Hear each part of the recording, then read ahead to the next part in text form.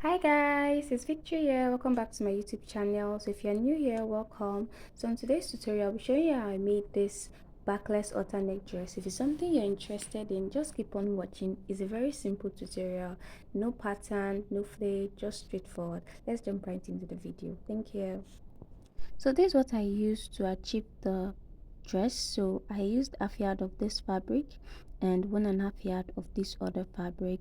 Then I added an elastic band, and basically this is all I used for the dress. So let's get started.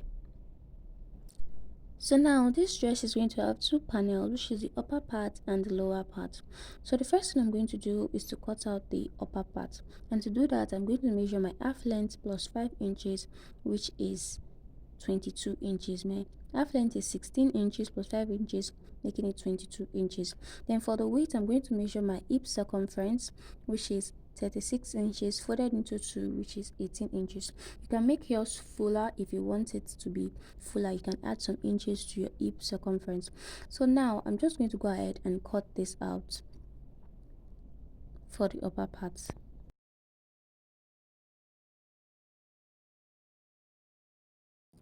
So guys, this is what I cut out. So here I have my upper part, which is also my front piece, to be 16 inches plus 5 inches, which is 22 inches. Then for the width, I measured my hip circumference 36 inches folded into 2, which is 18 inches. Here I have 18.5 inches. You can make yours fuller if you want it, but I just wanted to use my hip circumference to get the fullness for my front piece. So now the next I'm going to do is to take my shoulder measurement. So my shoulder divided by 2 is 7. So I'm going to add extra 2 inches, which is 9. If you want yours to be fuller, you can add 3 inches to it. So I'm going to be adding extra 2 inches to my shoulder measurement, which is 9, plus half inch for the seam allowance for the armhole area and the side. So I'm going to add half inch to it. So here I marked out 9.5 inches. So the next thing I'm going to do is to go to the closed end of my fabric and come down by 1.5 inch for my neckline. So I'm going to connect that 1.5 inch that I marked out to my shoulder like this. So this is going to serve as my neckline. So I'll go ahead and connect that point to my shoulder in a curve like this. So after connecting my neckline, the next thing I'm going to do is to connect from my shoulder from that point to the end of my fabric. So I'm going to connect from that point to the end of my fabric in a slant line. So from that point to the end of my fabric is 8 inches wide. So I have extra 8 inches after my shoulder measurement. So I'm just going to go ahead and connect it. Like I said, if you want yours to be fuller, you add to your hip circumference. Add to it, but I'm just going to use my hip circumference to get the fullness of my front piece. So I'm just going to go ahead now and connect from my shoulder to the end of my fabric in a slant pattern like this.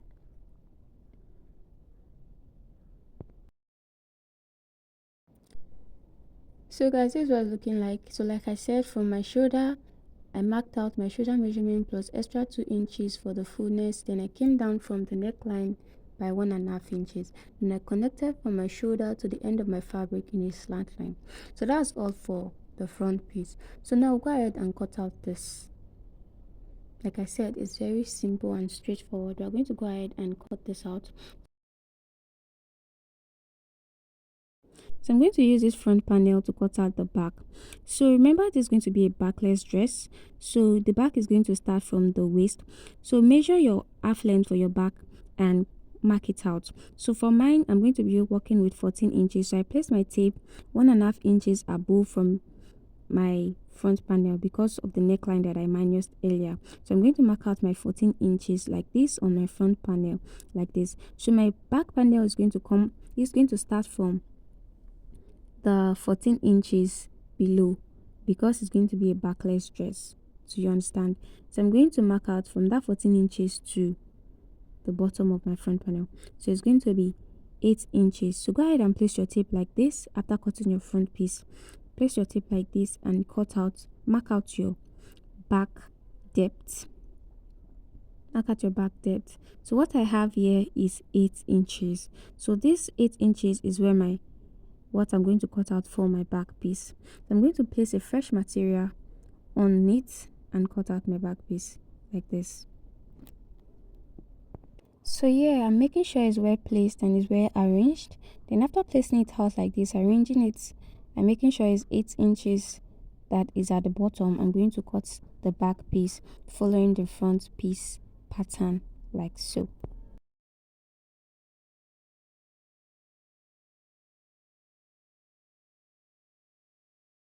So after cutting the back and the front piece, the next thing I'm going to do is to hem the neckline with 1 inch, because this is where the rope is going to pass through. So I'm going to hem it with 1 inch. Then for the side, I'm going to hem it with half of an inch. I'll stop at where the back piece is going to meet the front piece. So just keep on watching, you understand what I'm saying. So I'm going to hem this side with half of an inch. I'll stop at that 14 inches that we came down by. I'll do the same thing for the other side as well. So I'm going to be using this material to turn the sides of my hem. So this is optional. You can use your material to close yours, but I'm going to be using this affair that I showed you guys earlier to hem the sides and to hem the neckline as well. So this is completely optional. You can use your main fabric to do it, but I just wanted to use this material to close it, like in form of a bias. So I'm just going to use it to close the end of my, so for this extra fabric I'm using to close the sides of my neckline, I cut out like 1 inch. So I'm just going to like use that 1 inch to fold the rough edge of my fabric and sew it all the way down, like the way you attach a bias to your material. So I'm just going to use this like a form of bias to close the rough edge like this. So as you can see, I did the sides first. Now the next I'm going to do is to do the same thing for my neckline as well. So you can, like I said, this is completely optional. You can use your main fabric to fold your sides in. So I'm going to cut out another 1 inch for my front piece. So this one is going to be a little bit wider because this is where our loop is going to pass through, our rope is going to pass through. So I'm going to fold it, fold the rough edge inward like this and close it all the way down and close the rough edge at the other side as well. So I went ahead to sew the front neckline, then I left space in between so that my rope can pass through for the neckline. So go ahead and do yours. If you're using your main fabric, make sure you leave space in between, like maybe 3/4 of an inch or half an inch or 1 inch, so that your rope can pass through successfully. So I did the same thing for my back piece. I left space for my back piece waistline so that the elastic can pass through as well. So you can as well fold your main fabric and leave space in between so that you can pass your elastic through it. So now I'm going to be cutting my elastic for my back waistline. So to know the length of elastic to cut, you're going to divide your waist measurement by 2 minus 5 inches. My waist measurement by divided by 2 is 13.5 minus 5 inches. I think that should be 8.5 inches. So I'm going to cut out 8.5 inches and pass it, insert it into my back waistline like this. So I'm going to use my pin and put the elastic into it, then pass that pin into my back waistline. Just watch closely and you get what I'm doing. So while putting your elastic into it, you know the elastic is shorter than the length of the material. So as you're pushing it, you try to like gather the materials so that the elastic can pass successfully. You push it, you drag, you push and drag. So just continue pushing until the elastic comes out on the other side of the loop. So make sure you secure both ends of the elastic. So this is what it's going to look like when you're done. Now the next thing we're going to do is to join the front piece and the back piece together. Now to do that, I'm going to place the back piece like this. So as you can see, the front piece is wider than the back piece. So now to join the front piece and the back piece together, we're going to place it side by side like this, then drag the back piece to the other end. So we join one end to the other, So right then here, I'm drag the pinning back one piece side to of the other the end and join front it and together. back piece together, then extending the other side of the back piece to the other side of the front piece like this. So I'm going to pin it down like this. So next thing I'm going to do is to take it to my machine, then join from the bottom to the waistline of the back. So as you can see, the gathers is coming out gradually. So I'm going to use my pin to pin it down. So now the next thing we're going to do is to sew our rope for our front neckline. So this is where the rope is going to pass through on the neckline. So for the rope, I measured like half an inch, 1 inch, then folded it into two and got like almost half an inch.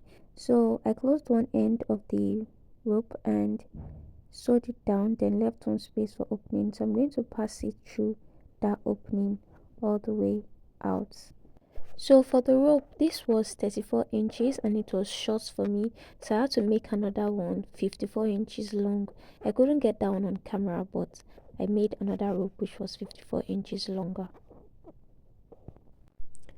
So now the next thing I'm going to do is to pass our rope into the neckline for our front piece. So I'm just going to use my pin to hold one end of the rope down, then place it into the space, into the loop and drag it out. So this was going to look like after dragging it out. So make sure your space for your neckline is wide. The space that the rope is going to pass through is wide. Mine was quite small, so I had difficulty trying to pass. Make sure your space is wide a little, like maybe 1 inch wide. So now I'm going to join the back piece and the front piece together.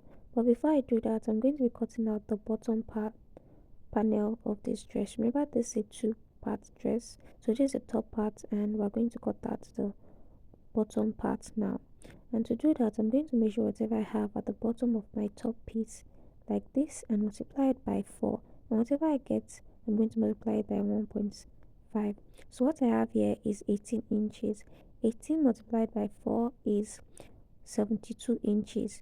Then my 72 inches times 1.5 is 108 inches. So to get my 108 inches, I'm going to join this fabric together to get a total of 108 inches.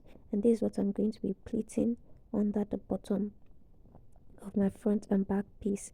So remember, it's two fabric I'm using. So the length of my bottom piece is 12 inches. So I'm going to be joining these two materials together to get my 12 inches. The first one was 7.5 and this other one is 5.5. I'll be using half inch to join it together. So now after joining, I'm going to get my 12 inches length. So this is going to be what I'm going to add to my top panel. So this is my bottom piece right here. So now the next thing I'm going to do is to attach the top panel and the bottom panel together. So go ahead and pleat everything here to your top panel like this. So place it on it, then I'll advise you make a notch at the middle of either sides. Make a notch at the middle of the bottom panel and at the middle of the front panel to know what you are going to pleat on either side of the notch. So I'm just going to make a notch at the middle part of my front panel and at the middle of my back panel to know what I'm going to pleat on either sides of the notch. So I'll do the same thing for my bottom panel, make a notch at the middle, then know what to pleat on either sides. So I'll go ahead and pin the bottom panel and the top panel together, the notched parts that I made, pin the notched parts together, the right side facing each other, then pin together, then gather whatever I have left into that space in between. So just go ahead and place your bottom panel into your top panel. So go ahead and pin the notched parts of your bottom and your top panel together, then pleat whatever is remaining into your top panel. So I'll take this over to my machine and sew it down. So this is what it's going to look like after joining the top panel and the bottom panel together. So I'm going to close the sides, then hem the bottom as well. So as you can see, the gathers is very full, so I'm going to hem it with half of an inch all the way around. So like I said, this is very simple and straightforward. No flaying, no pattern, just straightforward like this. So I'm going to hem the bottom and show you what the final result is going to look like. So guys, this is what it's going to look like after sewing. So if you've watched this video to this point, don't forget to give this video a thumbs up and hit on the subscribe button if you're not yet subscribed to this channel. See you guys on my next one. Bye. See ya.